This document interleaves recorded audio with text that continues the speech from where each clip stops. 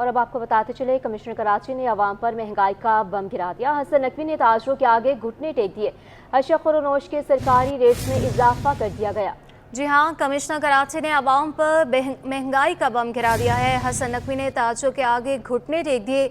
अशय खुरनोश के सरकारी रेट्स में इजाफा भी कर दिया गया है। माश की दाल होलसेल कीमत में 40 रुपये किलो का इजाफा। माश दाल होलसेल कीमत 490 रुपये किलो मुकर्रर हो चुकी। माश दाल रिटेल कीमत 20 रुपये इजाफे से 515 रुपये किलो हो गई। मूंग दाल होलसेल की कीमत में 50 रुपये का इजाफा। मूंग दाल होलसेल कीमत 270 रुपये किलो मुकर्रर हो चुकी है। इसके साथ साथ मूंग दाल रिटेल में 40 रुपये महंगी होकर 284 रुपये किलो हो गई।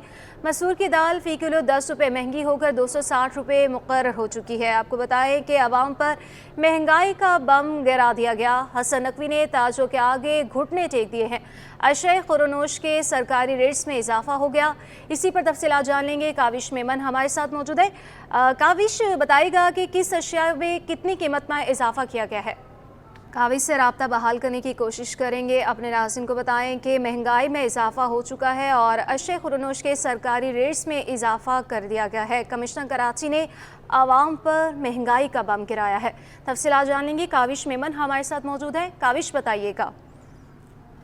हेलो जी काविश, आपको हमारी आवाज़ आ पा रही है तो बताइएगा कितनी इजाफा किया गया है कीमतों में। कमिश्नर कराची ने अवाम पर महंगाई का बम गिरा दिया है। नए कमिश्नर हसन नकवी से अवाम को उम्मीदें वाबस्ता थी, लेकिन उन्होंने भी अवाम को कोई रिलीफ नहीं दिया और ऐसा लगता है कि ताजरों के आगे घुटने टेक दिए।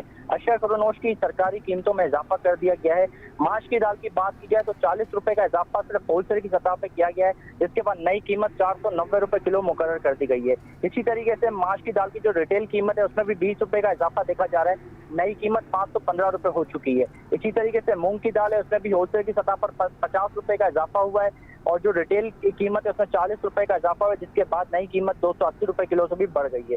मसूर की दाल की बात की जाए तो वहां पर भी 10 रुपए का इजाफा देखा जा रहा है, जिसके बाद नई कीमत 260 रुपए किलो मुकर्रर हो चुकी है और रिटेल में भी जो है वो 10 रुपए का इजाफा है, जिसके बाद नई कीमत 270 रुपए से बढ़ गई है। दाल चने की बात की जाए तो 45 रुपए का इजाफा है। नई कीमत होलसेल की सतह पर 230 रुपए हो चुकी है और जो रिटेल है वहां पर भी 240 रुपए से कीमत जो है वो बढ़ गई है। इसी तरीके से सेला चावल की बात की जाए जो बासमती है उसमें होलसेल की सतह पर 5 रुपए का इजाफा देखा जा रहा है। 230 रुपए नई कीमत हो गई, इससे पहले 235 रुपए थी। इसी तरीके से जो रिटेल कीमत है वो भी 240 रुपए से आगे जा चुकी है। बासमती चावल है वो भी 330 रुपए किलो हो चुके हैं। रिटेल में 345 रुपए से ज्यादा जो वो कीमत पर इस वक्त फरोख्त हो रहे हैं। इसी तरीके से पोनिया चावल है उसकी भी होलसेल कीमत 240 रुपए मुकर्रर कर दी है, जबकि रिटेल कीमत 252 रुपए है। तो ओवरऑल ये देखा जा रहा है कि इससे पहले जो कमिश्नर कराची थे उन्होंने जो रेट लिस्ट जारी की थी दालों की और चावल की, तो मजीद इजाफा करके जो है वो आवाम के सामने कीमतें, सरकारी कीमतें पेश कर दी गई है। लेकिन यहाँ पर जो आवाम है उनका भी शिकवा ये है कि जो कमिश्नर कराची रेट लिस्ट जारी करते हैं उस पर आवाम को कोई चीज दस्तियाब नहीं होती, यानी कि जो रिटेलर्स हैं, होल सेलर्स हैं, वो मनमानी करते हैं। इस हवाले से अगर होल सेलर्स की बात की जाए तो उनके अपने तहफुजात हैं, रिटेलर्स के अपने तहफुजात हैं। होल सेलर्स का कहना है कि इम्पोर्ट इनवाइस को देखते हुए रोजाना की बुनियाद पर चावल और दालों की कीमतें जारी की जाए। इसी तरीके से जो रिटेलर्स है उनका कहना है कि प्रॉफिट मार्जिन जो है वो हमारा ज्यादा किया जाए, जिसमें जो है वो थैली का खर्चा है, फिर जो है वो ट्रांसपोर्ट के अखराजात है। तो वो कहते हैं कि जो कमिश्नर कराची रेट तय करते हैं वो जो है वो नाकाबिले कबूल होता है और यही वजह है कि उस पर अमल दरामद नहीं होता। देखा था कि कमिश्नर कराची ने जो इजलास क्लब किया था उसमें होलसेलर ने शिरकत भी नहीं की थी और यही कहा था कि कमिश्नर कराची जो रेट तय करते हैं उसमें अमल दरामद नहीं होता। होलसेलर्स को निशाना बनाया जाता है, दुकानों पर छापे लगते हैं, जुर्माने आयद किए जाते हैं, जबकि रिटेलर्स को खुली छूट दी जाती है। तो ये तहफुजात हैं, ताजिर जो है वो सरकारी कीमत पर अमल दरामद करने के लिए तैयार नहीं है और यही वजह है कि आवाम को फिर रिलीफ भी नहीं मिलता। कमिश्नर कराची ने मुर्गी के गोश्त की सरकारी कीमत भी तय कर दी है। अपने नाज़रीन को बताएं कि कमिश्नर कराची ने मुर्गी के गोश्त की सरकारी कीमत भी तय कर दी है। इसी पर तफसीलात जानेंगे। काविश हमारे साथ मौजूद है। काविश, बताइएगा क्या सरकारी कीमत मुकर्रर की गई है। जी बिल्कुल, मुर्गी के गोश्त की जो नई सरकारी कीमत है वो 527 रुपए मुकर्रर कर दी है। इससे कबल जो है मुर्गी के गोश्त की जो सरकारी कीमत है वो 663 रुपए थी, यानी कि कमी तो की गई है लेकिन बात वही है कि फिर अमल दरामद नहीं होता। आज की अगर मुर्गी के मार्केट रेट की बात की जाए तो 550 रुपए किलो है, यानी कि यहाँ पर वाज़ेह फर्क देखा जा रहा है 23 से 24 रुपए किलो का जो आवाम की जेब पर जो वो इजाफी बोझ पड़ रहा है। इसी तरीके से जो जिंदा मुर्गी है उसकी सरकारी कीमत जो है वो 340 रुपए मुकर्रर कर दी गई है। इस हवाले से जो मुर्गी फरोश है, उनका कहना है कि सरकारी कीमत पर अमल दरामद उसी वक्त मुमकिन है जब स्टेक होल्डर्स को बुलाकर मुशावरत के बाद रेट लिस्ट जारी की जाए।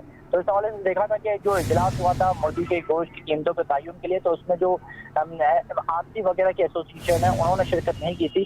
पोल्ट्री फार्मर्स की एसोसिएशन ने जरूर शिरकत की थी, जिसमें यह फैसला हुआ था कि रोजाना की बुनियाद पर मुर्गी की गोश्त की रेट लिस्ट जारी की जाएगी। तो आज पहला दिन है, 527 रुपये आज का रेट है। अब देखना है कि कल क्या ये रेट लिस्ट दोबारा जारी होती है और क्या इसकी कीमत मुकर्रर होती है। जो एसोसिएशन है उनका यही मुतालबा है मुसलसल कि रोजाना अगर रेट लिस्ट जारी होगी तो उस पर अमल दरामद मुमकिन हो सकेगा और जो मुनाफाखोर है उनको लगाम भी डाली जा सकेगी।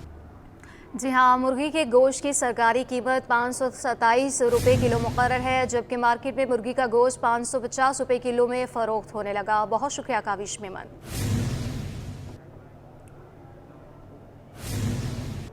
आपको बताते चले, हुकूमत ने पेट्रोलियम मसनूआत की कीमतों में बड़ी कमी का ऐलान किया है। वजारत खजाना की जानिब से पेट्रोल 15 रुपये सस्ता कर दिया गया। अहलियान कराची ने कीमतों में कमी को खुशाइन करार दे दिया। ताहम कुछ लोगों ने पेट्रोल मज़ीद सस्ते करने का भी मुतालबा किया है। तफसीलात फरहान खान की रिपोर्ट में।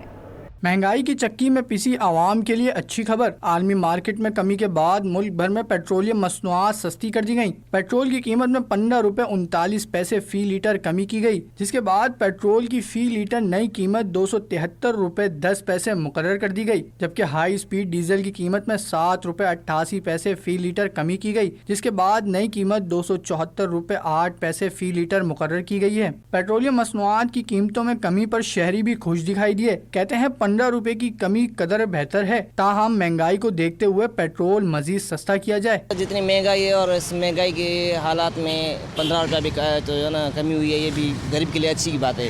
लेकिन जिस तरह के रेट हैं बड़े हैं तो ये फिर बढ़ा है ना तो अच्छा है, ये रेट बरकरार रखें और हो सके तो कम करें। और सर ये पहले रेट था 150 के करीब वो होना चाहिए, गरीब की पहुंच हो वहीं तक है।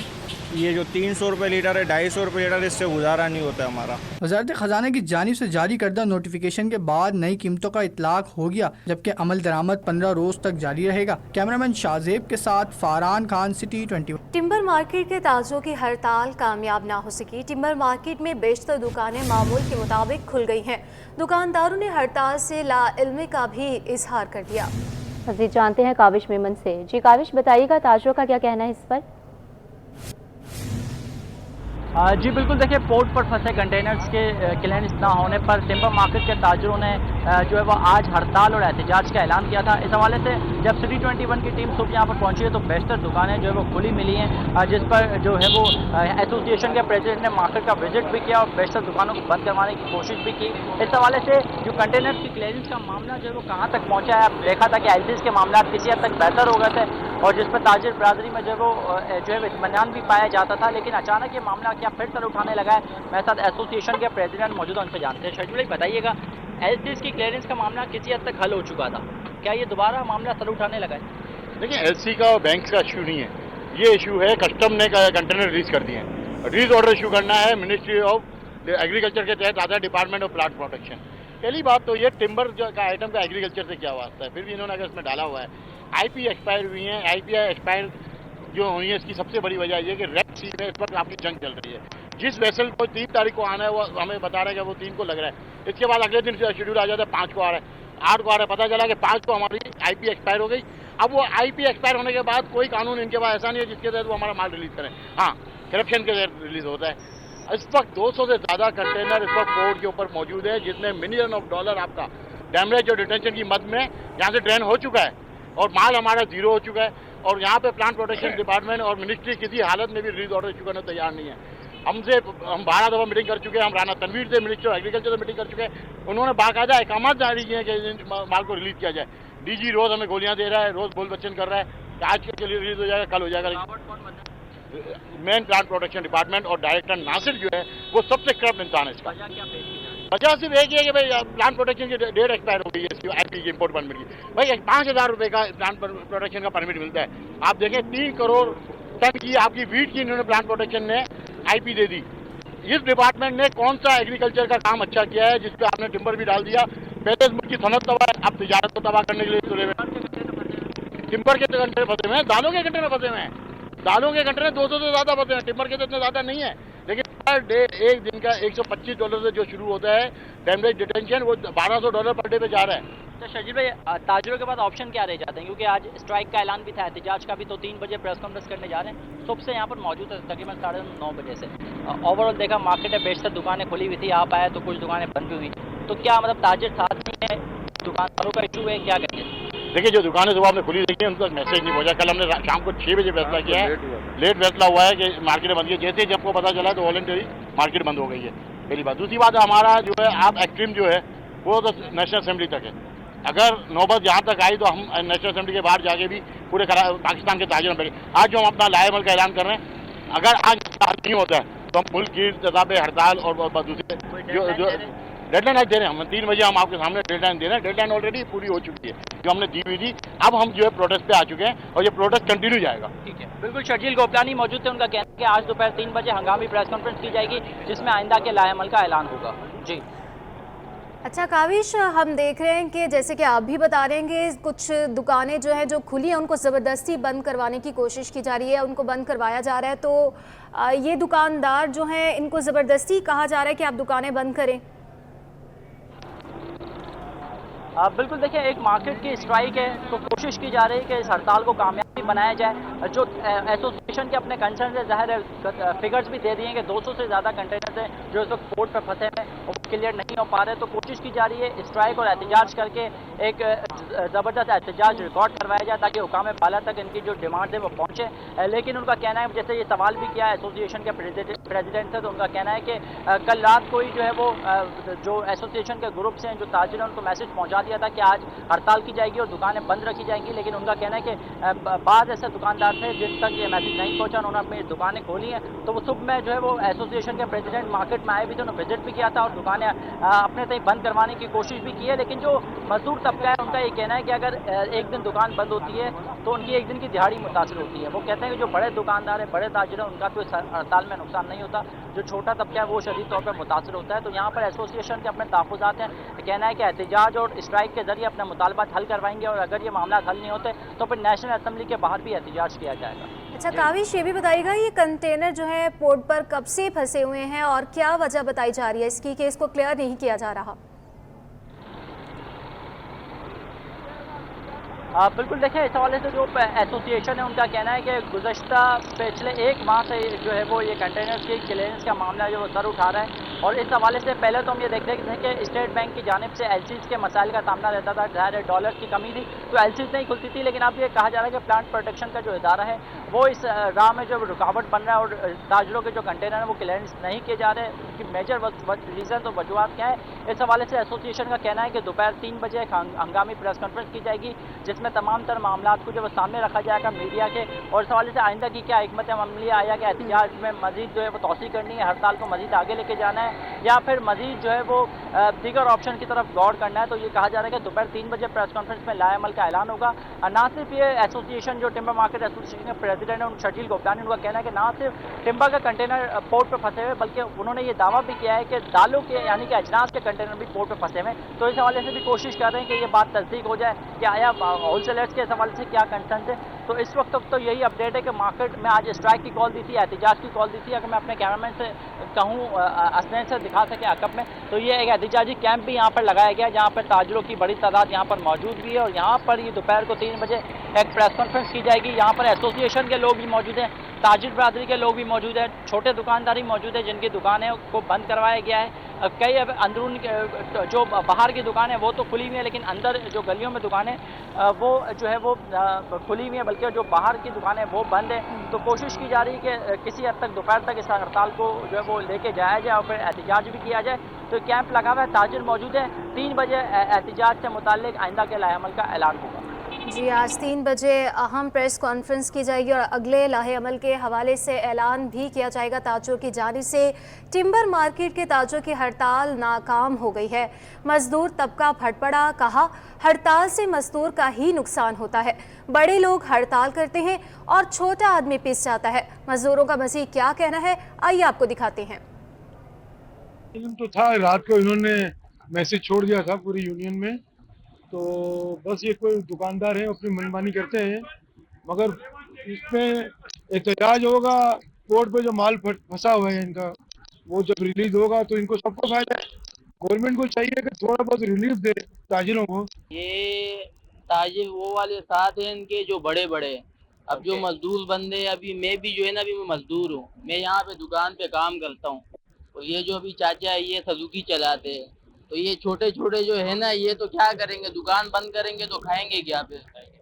ठीक है, अभी मैं आया हूँ मजदूरी पे, अभी मेरी दुकान बंद हुई है तो मैं क्या कमाऊंगा?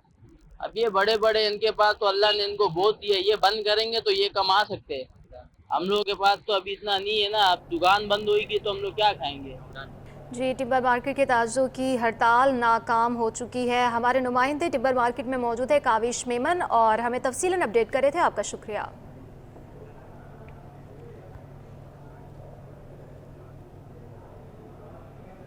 बुलेटिन में आगे बढ़ते हुए आपको बताएंगे FPCCI ने चमन बॉर्डर बंद होने पर तहफ़्फ़ुज़ात का इजहार कर दिया।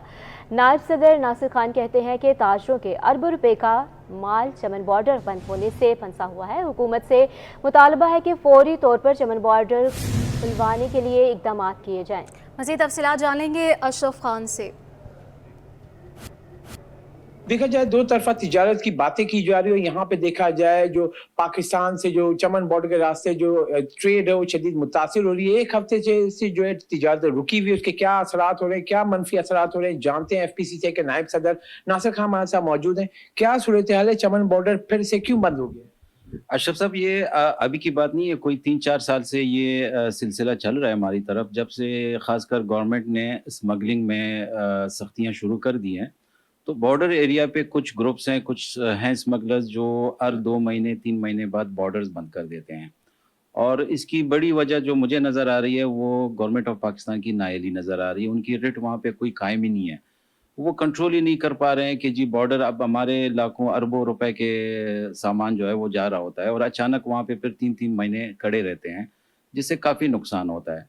इस सिलसिले में हमने तजावीज़ भी दी थी गवर्नमेंट को कि जी आप, हमारे पास और भी 2 बॉर्डर्स हैं, हम अगर उनको खोल लें तो वहाँ से भी हम तिजारत कर सकते हैं। अब यहाँ पे बार बार बॉर्डर बंद होना, खुलना, एक तो ये एक्सपोर्ट को डिस्करेज कर रहा है और कंपनियों को डिस्करेज कर रहा है कि जी वो बिल्कुल एक्सपोर्ट करना ही बंद कर दें। तो इसमें हमारी दवाइयाँ भी जा रही हैं, फूड आइटम्स भी जा रहे हैं, दूसरे चिकन वगैरह भी जा रहे हैं, तो जिसकी शेल्फ लाइफ बहुत कम होती है और हमें पता ही नहीं चलता कि जी ये मुज़ाकरात हो रहे हैं। अभी भी पिछले 10 दिन से बॉर्डर बंद पड़े हुए हैं, तो इस वक्त तो सबको परेशानी है इस वक्त कि लोग यहाँ से अब वापस एक्सपोर्ट कम कर रहे हैं और लोग जो है ना डायरेक्टली बाहर से ट्रांजिट में माल मंगवाना शुरू कर रहे हैं, क्योंकि यहाँ से रोज़ के मसले पड़ रहे हैं, रोज़ के डिलेज हो रहे हैं।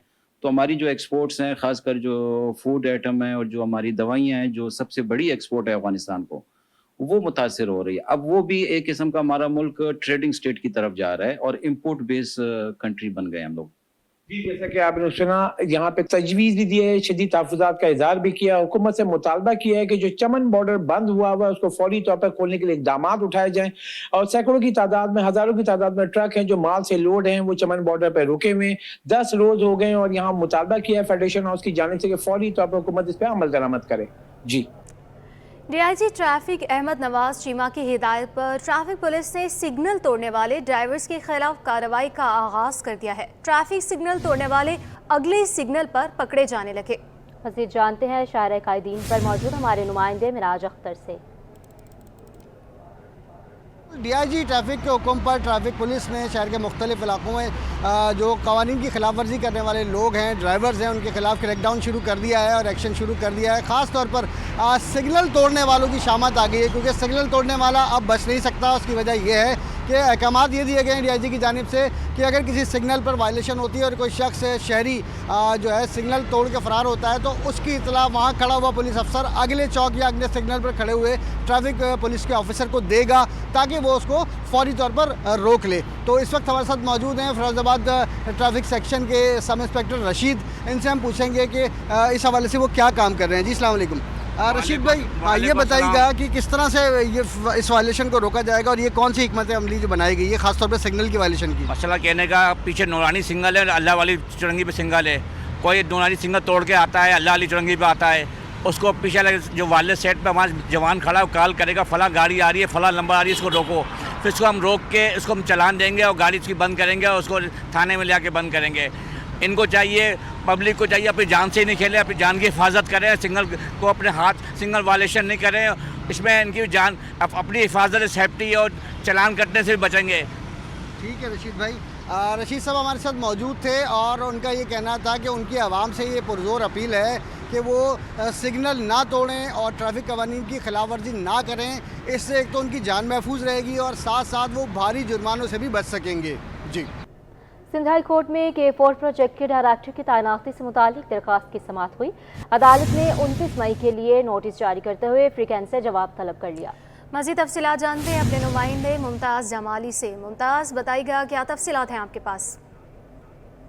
देखिए जी, आज सिंध हाई कोर्ट कराची में chief justice Sindh high court justice Aqeel Ahmed Abbasi की सरबराही में 2 रुकनी बेंच ने कराची को पानी फराहम करने वाले मंसूबे K4 के डायरेक्टर प्रोजेक्ट ना होने के खिलाफ दरख्वास्त पर समाअत की है। दौरान समाअत दरख्वास्त गुजार का ये कहना है कि ये एक इंतहाई बड़ा मंसूबा है, लेकिन ताहाल कोई मुस्तकिल प्रोजेक्ट डायरेक्टर जो है अब वो तैनात नहीं किया गया। लिहाजा अदालत ने तमाम फरीकेन को नोटिस जो हैं वो जारी कर दें, जिसमें चीफ सेक्रेटरी और दीगर शामिल हैं, और 29 मई के लिए तमाम फरीकेन से जवाब भी तलब किया है। इसमें जो दरख्वास्त गुजार के वकील हैं उनका ये कहना है कि ये मंसूबा जो है 2021 में मंजूर किया गया था, जबकि अभी तक प्रोजेक्ट डायरेक्टर इसमें जो है मुकर्रर नहीं किया गया। इसी सूरत हाल में अभी जो है फ़िलहाल आर्जी तौर पर इन मामलात को चीफ इंजीनियर गुलाम अली तालपुर जो हैं वो देख रहे हैं। उन्होंने अदालत से इस्तदा की है कि इतने अहम और जो कराची को पानी फराहम करने वाले मंसूबे में प्रोजेक्ट डायरेक्टर का ना होना खिलाफ ज़ाब्ता है। उन्होंने अदालत से इस्तदा की है कि तमाम जो रिलेवेंट हुकाम हैं उनको ये हुक्म दिया जाए कि प्रोजेक्ट डायरेक्टर तैनात किया जाए।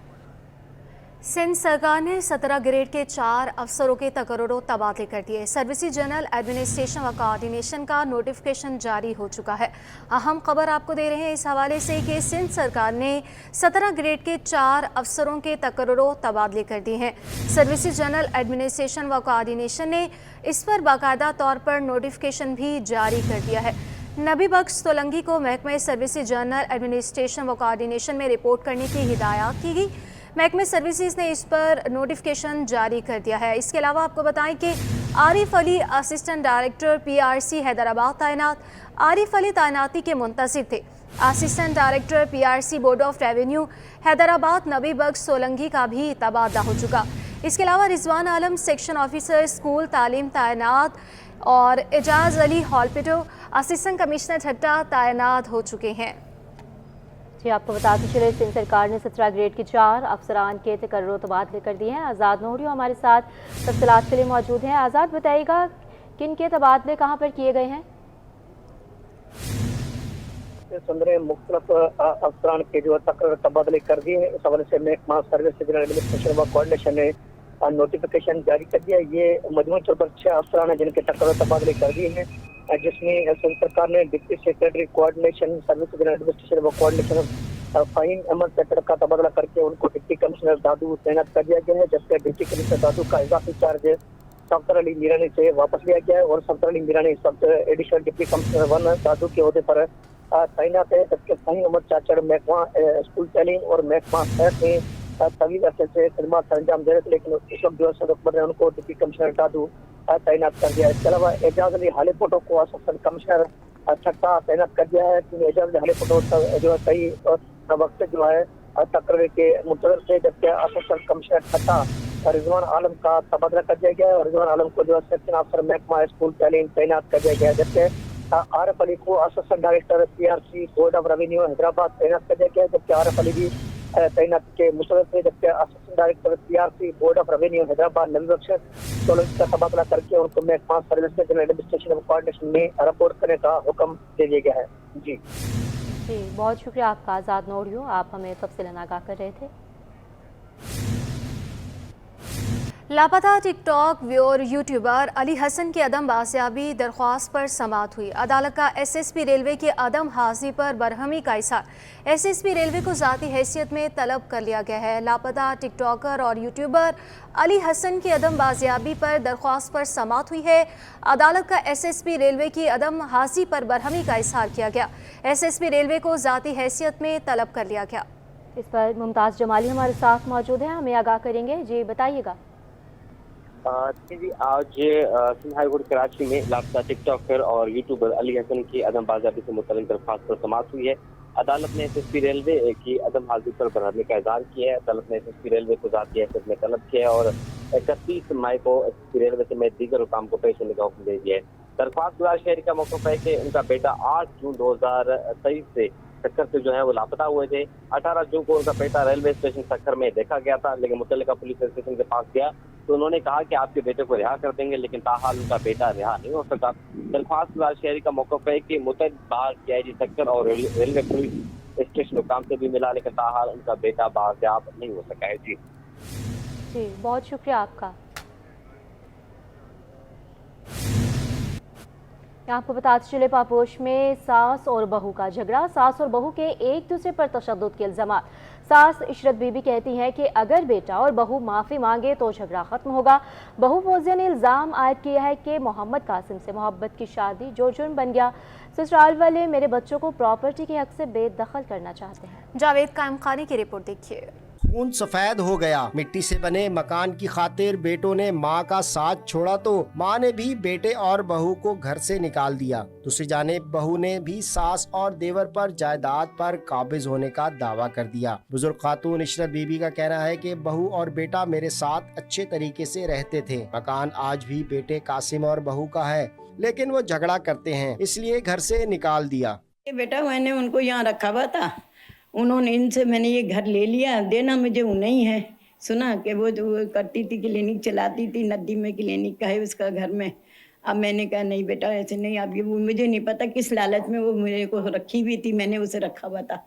अब उसे निकाल दिया मैंने ज़्यादा से। आप कर दिया। मुझे बार बार पिटवा रही है, बार बार मेरे से लड़ रही है आके। यहाँ कल अंधेरे में यहाँ लेटी भी थी मैं, कोई भी नहीं था सर। कल 4:30 बजे इतनी बुरी तरह मुझे मार के गई है दोबारा। रमज़ान में पहले रोज़े को इसने अपने बेटे के दोस्तों से और बेटे अपने मरीजों से को जो भी हैं उनसे पिटवाया मुझे। दूसरी जानिब कासिम की अहलिया फौजिया का कहना है कि मोहम्मद कासिम से मोहब्बत की शादी की जो जुर्म बन गया। मेरी शादी के 24 साल बाद भी ससुराल का गैर मुनासिब रवैया है। 5 बेटों में सब छोड़कर चले गए। मैंने सास को अपने साथ रखा। फौजिया ने बताया कि सास को देवर मोहम्मद खुर्रम ने वर्गलाया है। मेरी प्रॉपर्टी मेरे बच्चों के हक से बेदखल करना चाहते हैं। मैं तहफ़्फ़ुज़ भी चाहती हूँ और ये जो अनलीगल काम किया गया है और मेरे फ्लैटों के ऊपर जो कब्जा किया जा रहा है, मैं उस बात पे बिल्कुल भी इनको माफ़ नहीं करूँगी। ये किस चीज़ की माफ़ी मांग रही हैं? इतने इल्ज़ामात लगाने के बाद मुझसे माफ़ी मांग रही हैं। मेरे इलाके में मुझे जलील करके माफ़ी मांग रही हैं। सही है? ऐसा करने के बाद मुझे 24 साल से तहफ़्फ़ुज़ नहीं मिला। यकीन कीजिए, यहाँ के इलाके के लोगों से पूछिए, मेरी कितने कुत्ते की तरह जिंदगी बनाई हुई है इन्होंने। मैं एक पढ़ी लिखी खातून हूँ, मैं डॉक्टर हूँ, क्या मुझे इस तरह से कहा जाएगा? इशरत बीबी का कहना है कि 5 बेटों को अलग अलग पोर्शंस बनाकर जायदाद दी। कासिम साथ रहता लेकिन झगड़ा और मारपीट करते हैं। खुर्रम का कहना है कि भाभी के साथ कोई ज्यादती नहीं की। भाभी और भाई जो चाहें फैसला करें, उनके साथ हैं। कैमरामैन काशिफ अली के साथ जावेद कायमखानी, सिटी 21।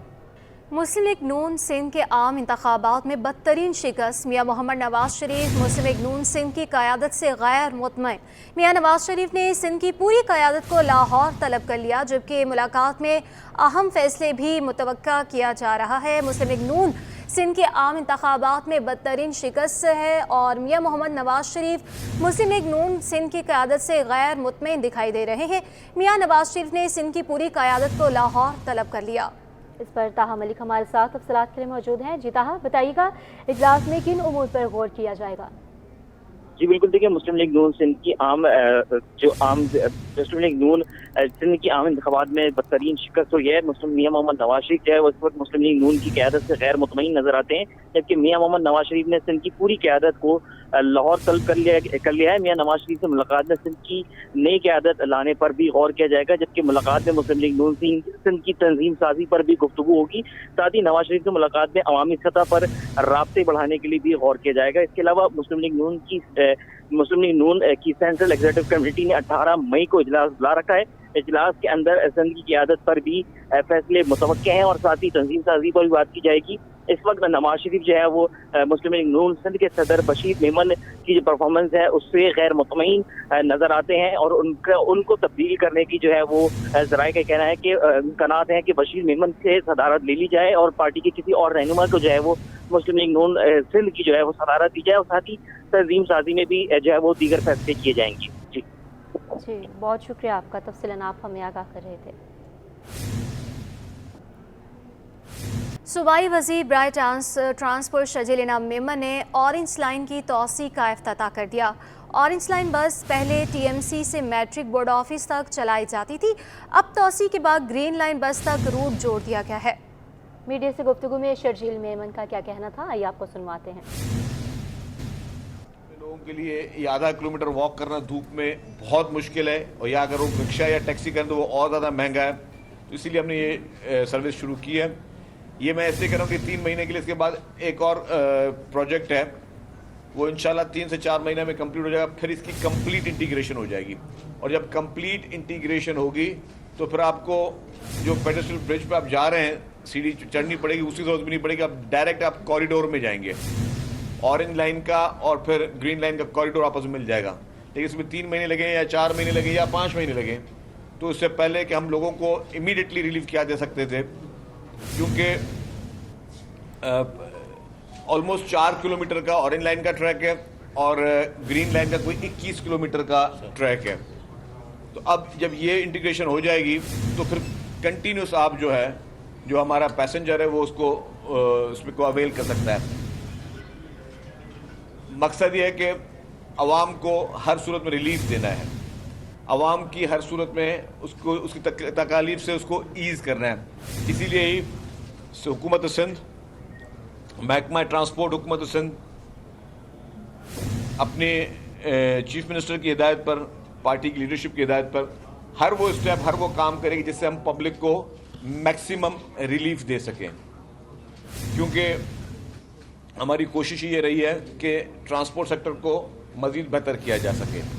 हमने रिसेंटली, आपको पता है कि कुछ रूट्स नए शुरू किए हैं, कुछ बसेस नई शुरू किए हैं, नई बसेस भी पहुंची, अभी मज़ीद रूट्स भी हमारे शुरू होने जा रहे हैं। तो यही हमारी प्रायोरिटी है, इसीलिए आज हम इसका पब्लिक के लिए ये ट्रैक खोलने जा रहे हैं। तो अब अल्हम्दुलिल्लाह पब्लिक को ना रिक्शा में बैठना पड़ेगा, ना टैक्सी में बैठना पड़ेगा, ना उसके मिसिंग ट्रैक में जो है लोगों को वो गर्मी में वॉक करना पड़ेगा। जी, यहाँ आपको बताएंगे नमल यूनिवर्सिटी में सेमिनार का इनेकाद किया गया, जिसमें इंसानी हकूक़ के तहफ़्फ़ुज़ और दरपेश चैलेंजेस से मुतालिक आगाही फ्राहम की गई। मज़ीद तफ़सीलात जानते हैं सैयद ज़ुबैर राशिद से। जी बिल्कुल, देखिए इस वक्त मैं नमल यूनिवर्सिटी में मौजूद हूँ और नमल यूनिवर्सिटी के ज़ेर एहतमाम सोशल प्रोटेक्शन और सोशल चैलेंजेस से मुतल्लिक यहाँ पर जो है आगाही फरहम की गई है। इस वक्त मेरे साथ डॉक्टर खालिदा गौस साहब इस वक्त मेरे साथ मौजूद हैं। इन्होंने बड़ी सहर हासिल गुफ्तगू की है और तारीख पर बड़ी रोशनी डाली है। मुझे बताइएगा, आज यहाँ पर सेमिनार मुनक़िद किया गया है और नकबा डे के हवाले से जो है खुसूसी सेमिनार मुनक़िद हुआ है, क्या कहेंगे? देखिए, ये बहुत खुशाइन बात है कि जामियात के अंदर नकबा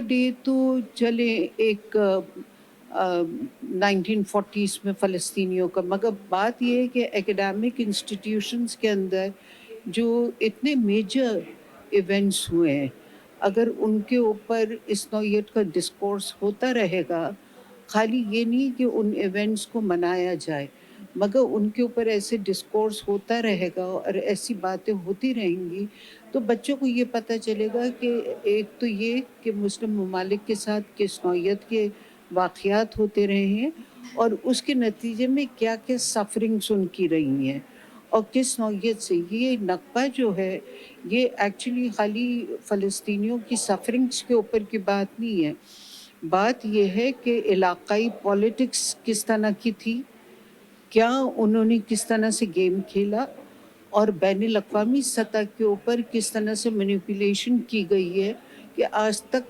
इज़राइल की तो अपना स्टेट है मगर फ़लस्तीन जो है वो आज तक स्टेटलेस हैं। डॉक्टर खालिदा गौस साहिबा, managing director social policy development, इस वक्त हमारे साथ मौजूद थी, हमसे खुसूसी गुफ्तगू कर रही थी। जी, और इसी के साथ बुलेटिन अपने इख्तिताम को पहुंचा। एक ब्रेक के बाद वापस आएंगे न्यूज़ हेडलाइंस के साथ।